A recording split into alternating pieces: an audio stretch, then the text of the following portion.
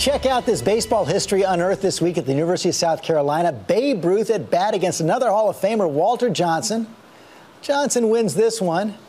And there is Yankee legend Lou Gehrig, his second game in the lineup, the start of his incredible 2,130-game streak. There he is right there. And that great video brings us to our Sunday Spotlight on the brand-new baseball season. ESPN's Keith Olbermann here with his take. First, ABC's Ron Claiborne sat down with Nate Silver's gang at 538 who have a surprising theory. Managers don't matter much.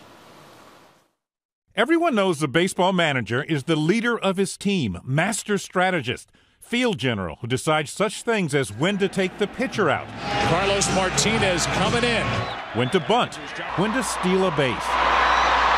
As the manager goes, so goes the team, right? Wrong.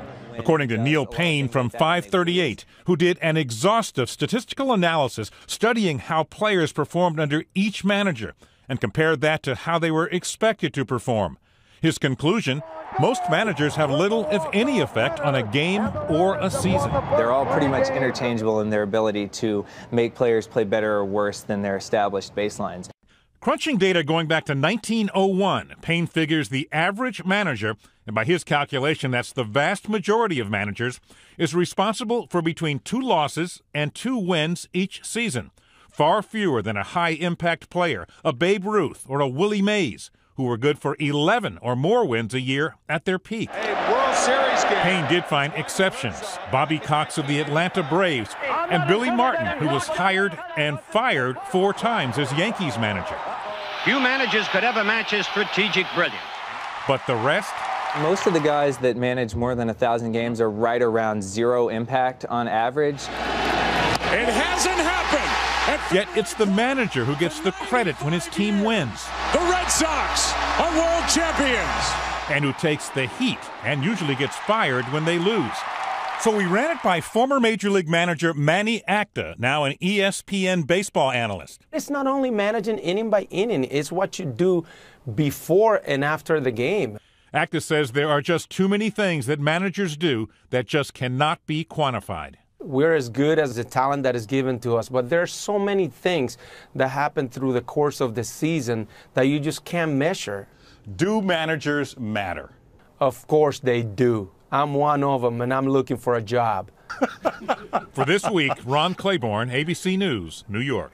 And Keith Olbermann from ESPN joins us now. Thanks for coming. And what do you think of that theory? It's nice that it's been empirically proved. I think it's been considered to be the case that in a game, a manager does almost nothing. A manager's responsibilities almost end when the first pitch is thrown. Let's talk about the new season. We saw just before the season begins these new penalties put on for drug violations inside the major leagues. Pretty harsh, but you say something's been missed here. Well, the key ingredient to it is that all those guys who were suspended last year in the biogenesis scandal, Alex Rodriguez and Ryan Braun and the others, they all beat the system and sort of covered up in the fact that the biogenesis scandal resulted because there was an unhappy employee and the narking out of 10 or 12 Major League Baseball players who were then suspended from 50 to 162 games, is the fact that they all passed the tests.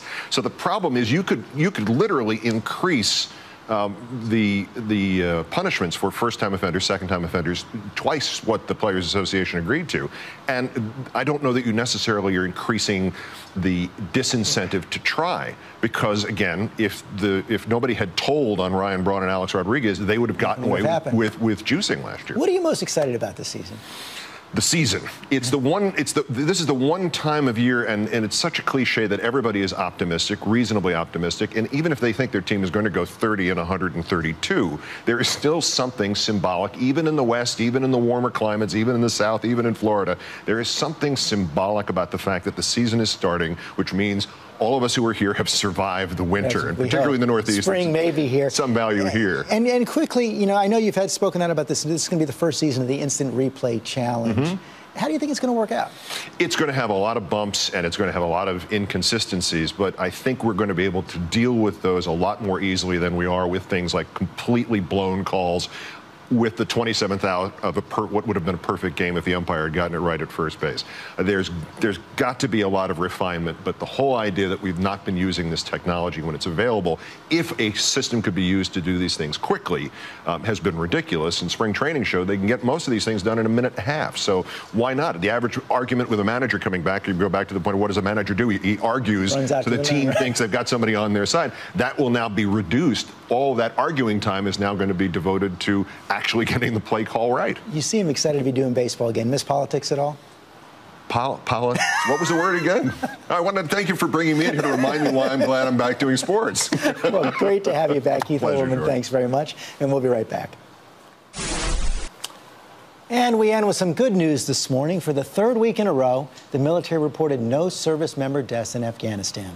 That is all for us today. Thanks for sharing part of your Sunday with us. Check out World News with David Muir tonight, and I'll see you tomorrow on GMA.